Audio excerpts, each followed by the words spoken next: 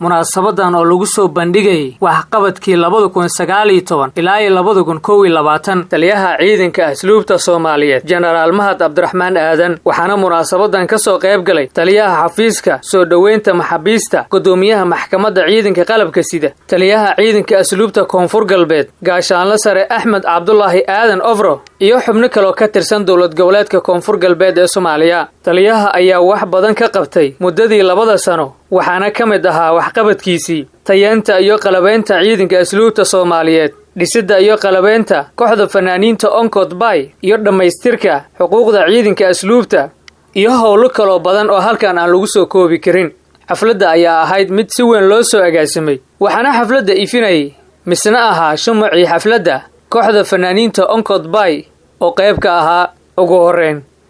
intay xafladda socotay waxaa hadalka qaatay qaar ka mid ah xubnihii saraakiisha ee ka soo qayb galay xilka ciidanka asluubta muddo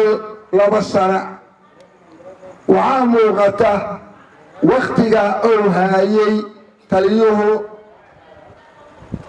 ciidamada asluubta meel walba ha ahaatee wax dhaqdhaqaaqa iyo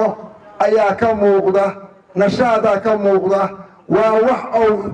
ku dadaalay waxaan dhihi karnaa waa geesi caaqil ah waxgarad ah marka asagana waxaan leeyahay haddii ilaahay yidhaahdo horay u sii soco waxqabadkii generaal taliyaha ciidanka asluubta Soomaaliyeed Generaal Mahad Abdiraxmaan Aadan marka waxaan leenahay taliyaha ciidanka asluubta wax badan buu qabtay sida maartay Soomaaliya oo dhan laga ogsan yahay ciidanka asluubta Soomaaliyeed ilaa xuduudada maartay Soomaaliya ay joogaan waxqabadkooda ummadda dhan baa og marka waxaan leenahay taliyaha ciidanka asluubta Soomaaliyeed guul aan leenahay maartay waa halyeeyga Koonfur Galbeed waa geesiga maartay taliyaasha ciidanka Soomaaliyeed marka taliyaha ciidanka asluubta Soomaaliyeed wuxuu door ka qaatay dib u dhiska iyo qalabaynta ciidanka asluubta Soomaaliyeed iyada uu diyaariyay ciidan birmad ah oo qaabilsan oo u carbisan difaaca dalka inuu cadow ka difaaco number 2 ciidanka asluubta Soomaaliyeed oo gacanta ku haya ciidanka asluubta Soomaaliyeed oo gacanta ku haya 2,000 oo maxaabiis oo galay dambiyo kala duwan sida dil gacanta ku haya 2,000 oo maxaabiis oo galay dambiyo kala duwan sida dil kufsi dhac shabaab daacish tuluufo boob hanti dadweyne burcadnimo hogeysan caasi waalid iyo wixii la mid ah taliyaha ciidanka asluubta Soomaaliyeed wuxuu door weyn oo aan la ilaabi karin ka geystay sidii maxaabiistaasi loogu mayri lahaa maskaxdooda fikirkii buracana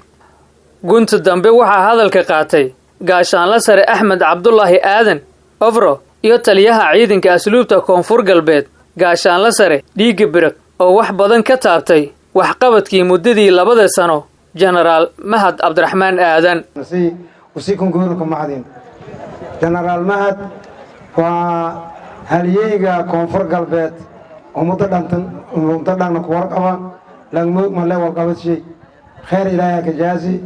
جهد بدنا قبلكم عمري حرمت بدنا إني وسدير سين بدنا كشغي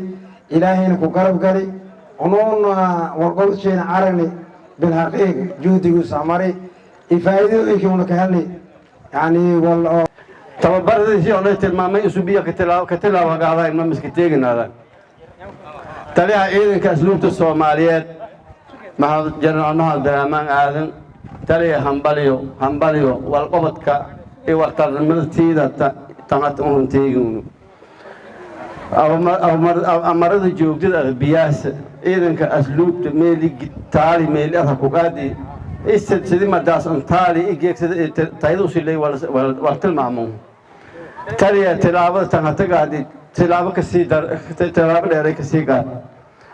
تلمامن لانغلتو تلمامن ما جنرال ما عبدالرحمن آذن جوار كم هي هو أن يقول هاي همبليو إذن كسبت مركز أشوق ميك سلامي taliyaha qeybta ciidanka asluubta Soomaaliyeed dhiig bari ka dhigaseen oo ka hadalku khudbeeyahay way ujeedadan hata teegan ma aha Maxamed Deeqseer Jito RTN TV Baydhabo